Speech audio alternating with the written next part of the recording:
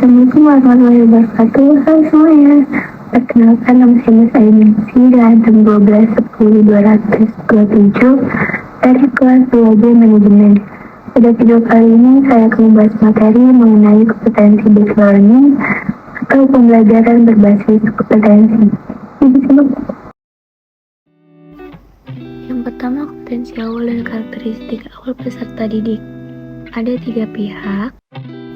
Pihak pertama adalah pihak yang paling berkepentingan dalam hasil pembelajaran di masa depan. Mereka adalah pihak yang perlu dibantu penyelenggara diklat untuk membangun cita-citanya peserta didik.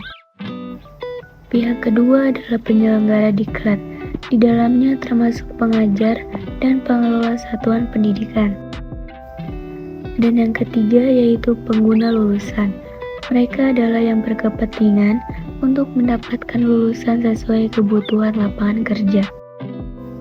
Selanjutnya, perbandingan kemampuan dan kompetensi. Kemampuan dalam kawasan pengetahuan, keterampilan, sikap atau kompetensi dasar, yaitu kemampuan menjelaskan cara membuat proposal penelitian, kemampuan cara menulis laporan penelitian, menguraikan cara penggunaan peralatan laboratorium fisika dengan baik, menguraikan cara sopan santun dalam kehidupan masyarakat, dan menguraikan bentuk perilaku gotong royong sesuai ajaran Pancasila.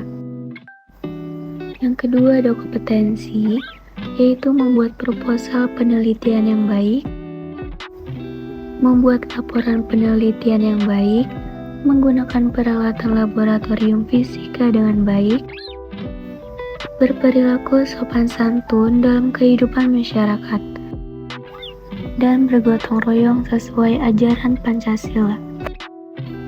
Selanjutnya ada hubungan kompetensi dan strategi pembelajaran. Pendesain pembelajaran diharapkan dapat melaksanakan kegiatannya secara bertahap.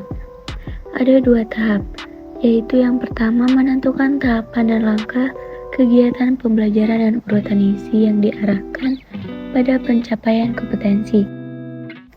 Demikian pula pada saat menentukan metode, media, alat, dan alokasi waktu harus mempertimbangkan kesesuaian unsur dalam strategi instruksional dengan kompetensi dalam tujuan pembelajaran. Tahap kedua yaitu pengajar melaksanakan rencana strategi pembelajaran yang telah disusun dengan memasukkan upaya pemberian motivasi sepanjang proses pembelajaran, agar peserta didik memfokuskan perhatiannya pada seluruh pembelajaran.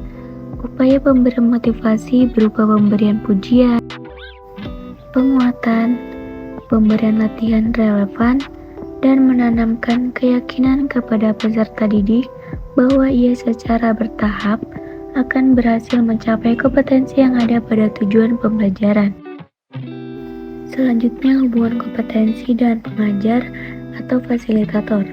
Yang pertama, fasilitator perlu menguasai bahan pembelajaran dengan baik atau sangat baik.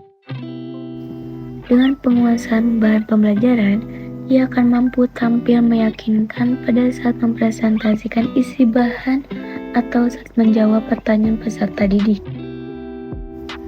Yang kedua, fasilitator perlu terampil merancang dan melaksanakan strategi pembelajaran, meliputi tahapan pembelajaran runtut saat menyajikan isi pembelajaran, menggunakan berbagai metode, media, dan alat, mengelola waktu secara efisien, motivasi penguatan, dan penghargaan sepanjang proses pembelajaran. Ketiga, fasilitator perlu mampu menggunakan sumber belajar yang tersedia di perpustakaan, peralatan laboratorium, ruang pembelajaran, dan mampu menciptakan sendiri sumber pembelajaran lain jika sumber belajar ideal tidak tersedia. Keempat, fasilitator mampu merancang dan menggunakan alat pengukuran yang baik sesuai kompetensi dalam tujuan pembelajaran. Alat pengukuran yang baik dilihat dari validitas, reliabilitas, dan kepraktisan penggunaannya.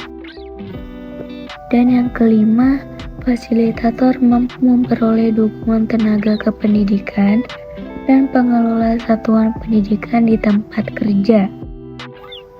Dukungan tenaga kependidikan berupa penyediaan ruang pembelajaran dan peralatan yang tersedia.